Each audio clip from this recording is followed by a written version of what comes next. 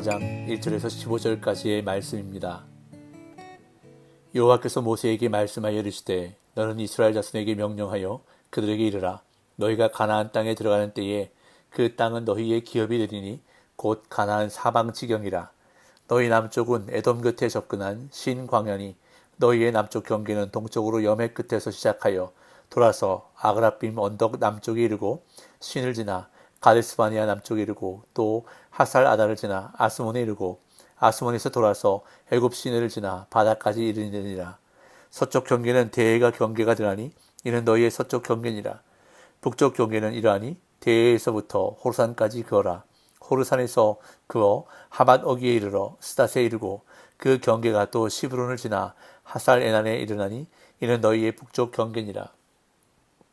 너희의 동쪽 경계는 하살 에난에서 그어 스밤에 이르고 그 경계가 또 스밤에서 리블라로 내려가서 아인 동쪽에 이르고 또 내려가서 긴네렛 동쪽 해변에 이르고 그 경계가 또 요단으로 내려가서 여매에 이르나니 너희 땅의 사방 경계가 이러하니라.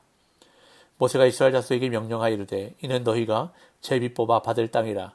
여호와께서 이것을 9지파 반쪽에게 주라고 명령하셨다니 이는 루벤 자손의 지파와 갓 자손의 지파가 함께 그들의 조상의 가문에 따라 그들의 기업을 받을 것이며 므낫세의 반쪽도 기업을 받았음이니라. 이 두 지파와 그 반지파는 여리고 맞은편 요단 건너편 곧 해 도는 쪽에서 그들의 기업을 받으리라. 아멘. 민수기의 마지막 장들인 34장, 35장, 36장에서는 땅에 대한 관심 이외에 그 어떤 주제도 나타나지 않는 것을 보게 됩니다.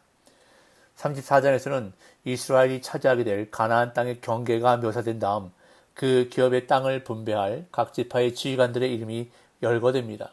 그런 다음 35장에서는 레위인의 성읍과 도피성에 관해 언급하고 마지막 36장에서는 슬로브와 딸들의 기업 상속의 문제가 다루어지고 있습니다. 이와 같이 민수기 마지막에 나타나는 땅에 관한 규례는 하나님이 이스라엘에게 땅을 정복하게 하심으로 이 율법에 복종할 수 있는 환경을 부여하실 것을 기대하게 합니다. 따라서 이 율법들은 가나안 땅이 곧 그들의 것이 될 것이라는 점을 보증하는 역할을 하고 있습니다. 그 중에서 오늘 본문은 이스라엘 백성들이 가나안에 들어가기 직전 하나님이 그들에게 허락하신 땅의 경계를 명확히 지시하시는 내용이 기록되고 있습니다. 앞서 33장에서는 가나안 정복 명령과 거주민을 몰아내야 하는 엄중한 이유를 언급한 반면 34장에서는 가나안 땅의 구체적이고 실질적인 지리적 경계를 제시하여 이스라엘의 소유권을 확고히 하고 그들에게 구체적으로 언약이 성취됨을 보여주십니다. 1절 2절입니다. 여호와께서 모세에게 말씀하여 이르시되 너는 이스라엘 자손에게 명령하여 그들에게 이르라. 너희가 가나안 땅에 들어가는 때에 그 땅은 너희의 기업이 되리니 곧 가나안 사방 지경이라.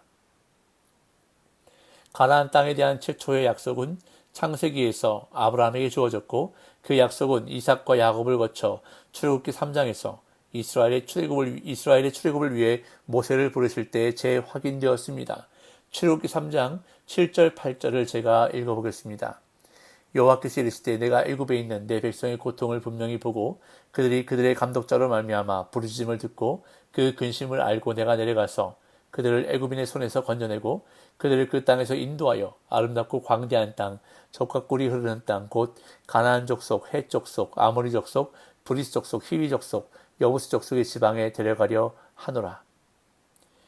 이처럼 아브라함에게 주었던 가나안 땅에 대한 약속이 모세에게 재확인되었고 이제 그 약속이 구체적으로 실현될 때가 되었다고 오늘 본문에서 하나님은 말씀하십니다. 그 땅은 약속이 주어진 그날 이미 이스라엘의 기업이 되었지만 가나안 땅에 들어가는 때에 실제적으로 그들의 기업이 될 것이라 말씀하시면서 하나님은 주시려는 땅의 동서남북 사방의 경계를 구체적으로 말씀하십니다. 먼저 남쪽 경계에 대해 말씀하시는데 그 시작은 에돔의 경계와 맞닿은 신광야입니다. 3절에서 5절. 너희 남쪽은 에돔 곁에 접근한 신광야니 너희의 남쪽 경계는 동쪽으로 여매 끝에서 시작하여 돌아서 아그라빔 언덕 남쪽에 이르고 신을 지나 가데스바네아 남쪽에 이르고 또 하살 아다를 지나 아스몬에 이르고 아스몬에서 돌아서 애굽 시내를 지나 바다까지 이르느니라. 하나님이 그어주신 약속의 땅의 남쪽 경계선의 시작은 에돔의 경계선과 맞닿아 있는 신광야였는데 동쪽으로 염해, 즉 사해 끝에서 시작해 아그라빔 언덕과 신을 지나 가데스바네아, 애굽 시내를 거쳐 대해, 즉 지중해까지 이르렀습니다. 참고로 여기서 말하는 신광야는 출애굽 직후에 잠깐 등장했던 신광야와는 다른 곳입니다. 이어서 서쪽 경계에 대해서 말씀하시는데 이스라엘이 차지할 영토의 서쪽 경계는 바다이기 때문에 간단합니다. 대해, 즉 지중해입니다. 6절. 서쪽 경계는 대해가 경계가 되라니 이는 너희의 서쪽 경계니라. 서쪽 경계에서는 지중해 연안이기에 경계를 표시하기 위해 별다른 지점들을 표시할 필요가 없습니다. 지중해 연안은 이스라엘의 끈질긴 대적인 블레셋의 거점 지역으로 하나님은 결국 블레셋 땅도 이스라엘에게 주시기로 약속하신 셈입니다. 그런데 앞으로 전개될 이스라엘 역사 속에서 블레셋은 끝까지 지속적으로 이스라엘을 괴롭히는 가시와 같은 존재임을 보게 되는데 이러한 침략과 불화의 역사는 이스라엘이 하나님께 불순종한 결과였습니다. 이어 북쪽 경계에 대해서 말씀하시는데 북쪽 경계는 대해부터 호르산까지 이어집니다. 7절에서 9절. 북쪽 경계를 이러하니 대해에서부터 호르산까지 그어라. 호르산에서 그어 하맛 어기에 이르러 스닷에 이르고 그 경계가 또 시브론을 지나 핫살 에난에 이르나니 이는 너희의 북쪽 경계니라. 북쪽 경계의 호르산은 에돔 변경에 있는 호르산과는 다른 산인데 에돔 변경에 있는 호르산은 아론이 죽은 곳입니다.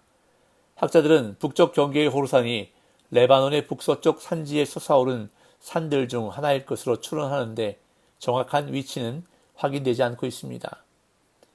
그리고 8절에서 언급하는 하맛 어기는 정탐꾼들이 갔던 최북단의 성읍인데 여호수아 때에 완전히 정복하지 못했다가 다윗과 솔로몬 때에 비로소 이스라엘로 귀속된 곳입니다. 또한 9절에서 언급하는 핫살 에나는 에스겔서에 따르면 다메섹과 경계를 이루는 곳이었습니다. 이어 동쪽 경계에 대해서 말씀하시는데 동쪽 경계선은 북쪽 끝인 핫살 에난에서 시작해 염해까지 이릅니다. 10절에서 12절. 너희의 동쪽 경계는 핫살 에난에서 그어 스밤에 이르고 그 경계가 또 스밤에서 리블라로 내려가서 아인 동쪽에 이르고 또 내려가서 긴네렛 동쪽 해변에 이르고 그 경계가 또 요단으로 내려가서 염해에 이르나니 너희 땅의 사방 경계가 이러하니라. 약속의 땅의 동쪽 경계는 북쪽 경계인 핫살 에난에서 시작해 스밤, 리블라, 긴네렛 동쪽 해변 그리고 긴네렛으로부터 요단을 따라 염해에 이르는 지역인데 여기서 위치를 확인할 수 있는 지명들은 긴네렛 바다와 요단강 뿐입니다. 참고로 긴네렛 바다는 갈릴리 바다의 다른 이름입니다. 이렇게 하여 약속의 땅의 동서남북의 경계가 정해졌습니다. 이에 모세는 이스라엘 백성들에게 가나안 땅의 경계를 구체적으로 설명한 다음 이 땅이 9지파와 반지파에게 돌아갈 기업이며 제비를 뽑아 그 땅을 받게 될 것이라고 말합니다. 르우벤 지파와 갓 지파 그리고 므낫세 반지파는 이미 요단 동편의 땅을 기업으로 받았기 때문입니다. 13절에서 15절. 모세가 이스라엘 자손에게 명령하여 이르되 이는 너희가 제비 뽑아 받을 땅이라. 여호와께서 이것을 9지파 반쪽에게 주라고 명령하셨나니 이는 르우벤 자손의 지파와 갓 자손의 지파가 함께 그들의 조상의 가문에 따라 그들의 기업을 받을 것이며 므낫세의 반쪽도 기업을 받았음이니라. 이 두 지파와 그 반지파는 여리고 맞은편 요단 건너편 곧 해 도는 쪽에서 그들의 기업을 받으리라.